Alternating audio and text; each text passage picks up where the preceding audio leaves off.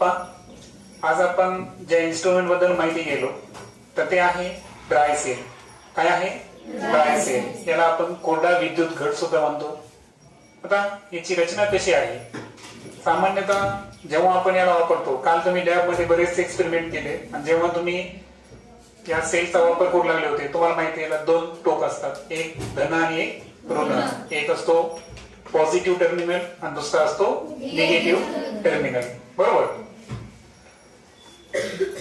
आता एक लक्षात ठेवायचंय की हा जो ड्राय सेल आहे तर आपल्याला कमी प्रमाणात जर विद्युत पाहिजे असेल तर अशा वेळेस आपण त्याचा वापर करतो ड्राय सेलचा. जास्त प्रमाणात वीज पाहिजे तर आपल्याकडे बॅटरी आहे किंवा आपल्या घरी आपण काय केलं असतं, जे आपले इलेक्ट्रिसिटी बोर्ड आहे तर आपल्या घरी मीटर असतं. बरोबर आहे का? आणि त्या मीटर मधून आपण जे करंट आहे तर तो करंट ज्याला आपण विद्युत म्हणतोय ना, तर ते घेतलेलं असतं. तर आता या ड्राय सेलची नेमकी रचना कशी आहे ते आज आपण समजून घेऊ. आता पहा, हे जे ड्राय सेल आहे तर आपल्या शाळेतील काही विद्यार्थ्यांनी काय केलं की या ड्राय सेलच्या आतमध्ये काय आहे हे जाणून घेण्याचा काय केलं आहे, प्रयत्न केला आहे. आणि त्या संदर्भात मी काही प्रश्न तयार केले. तर प्रत्येक प्रश्न आणि त्याचं उत्तर है ना, तर या माध्यमातून आपण सगळ्या गोष्टी समजून घेऊ. आता आपला पहिला प्रश्न होता की कोरड्या विद्युत धारेला कशाचे आवरण असते. आता हा जो सेल आहे ना, तर याच्या बाहेर तुम्हाला एक कंपनीचं नाव दिसेल बघा, जसं की तो पॅनासोनिक आहे. तर हे बाहेरचं आवरण आहे का? नाही. तर ही फक्त कंपनीची जाहिरात आहे. पहा, जसं की एक सेल आपण वापरला होता पहा, तो एव्हरीडे कंपनीचा होता. ओके. तर हे फक्त त्याचं कव्हर आहे. लक्षात आलं का? या आवरणाचा काही संबंध आहे का? नाही. हे तर प्लास्टिक पेपर आहे, याचा काही संबंध नाही. पण याच्या आतमध्ये तुम्हाला असा एक पदार्थ दिसेल. हे आहे पहा जस्त धातू. कोणता धातू आहे हा? जस्त, ज्याला इंग्रजीमध्ये झिंक म्हणतात. काय म्हणतात? झिंक. आणि आपला जो ड्राय सेल आहे तर या ड्राय सेलचं सर्वात बाहेरचं जे आवरण आहे हे कोणत्या धातूचं आहे? जस्त. त्याला इंग्रजीमध्ये काय म्हणायचं? झिंक. तुमच्या पुस्तकामध्ये संज्ञा दिली आहे झेरियन.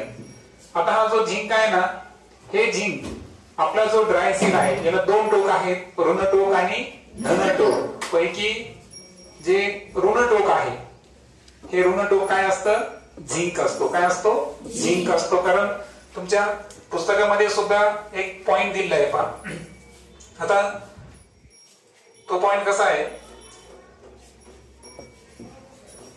की झिंक धातूचं जे आवरण आहे तर हेच आपल्या सेलचं कोणतं टोक आहे? ऋण टोक आहे. ऋणाला आपण काय म्हणलो? Negative terminal. काय म्हणलो? Negative terminal. लक्षात आलं मग की जेव्हा आपण ड्राय सेलला ओपन केलं त्याची रचना आपण समजून गेलो. कंपनीचं प्लास्टिकचं कव्हर आपण काढलं की सर्वात अगोदर काय दिसतं आपल्याला?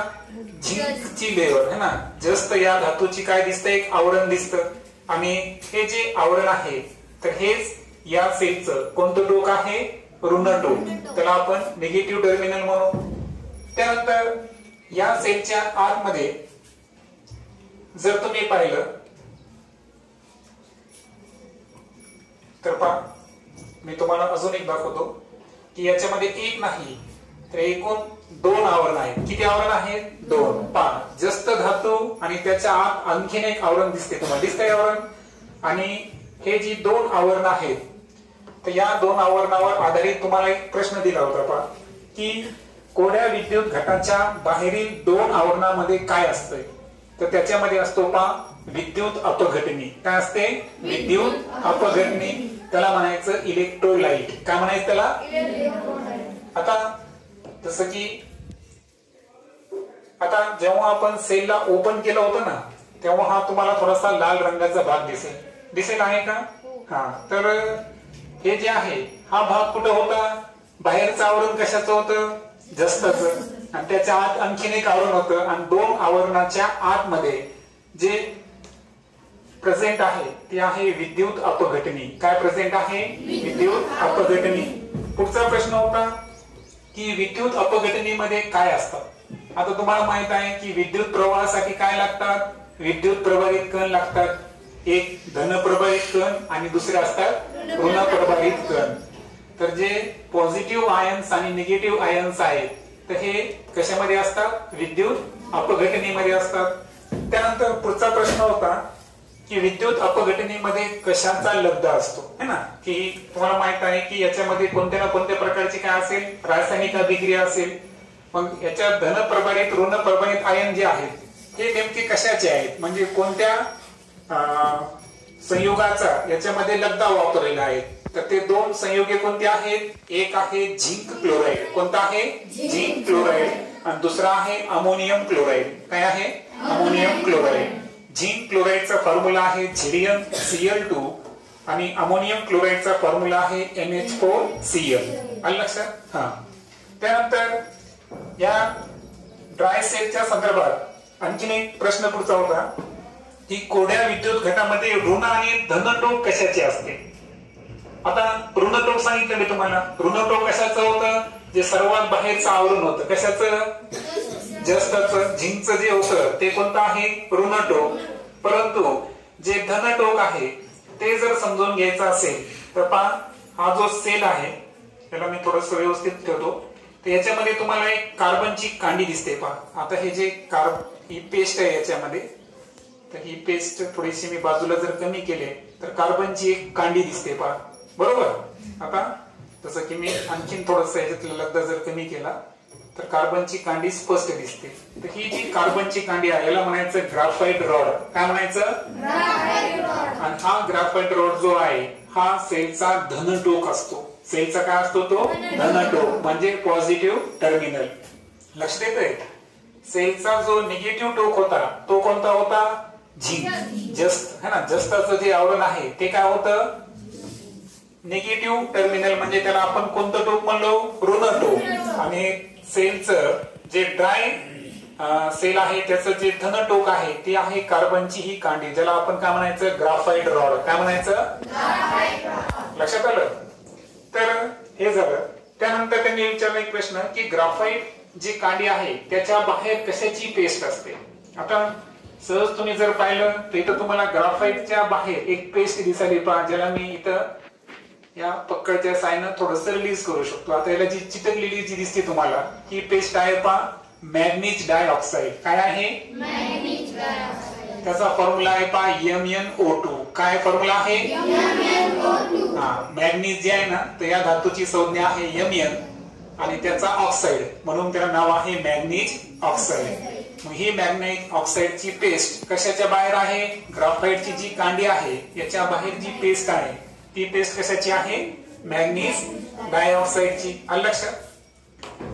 त्यानंतर पुढचा प्रश्न होता की कोरड्या विद्युत घटातून विद्युत प्रवाह कसा मिळतो? ठीक आहे. आता तुम्हाला माहित आहे की याची तर पूर्ण रचना समजली तुम्हाला. पुन्हा एकदा सांगतो रचना कशी आहे की हा जो सेल आहे हे याचं बाहेरचं आवरण आहे. याच्या आतमध्ये पहिलं आवरण असतं झिंक, जस्ताचं, जे की सेलचं कोणतं टोक आहे? ऋण टोक. त्याच्या आतमध्ये आणखीन एक आवरण आहे. दोन आवरणामध्ये विद्युत अपघटने म्हणजे इलेक्ट्रोलाइट आहे.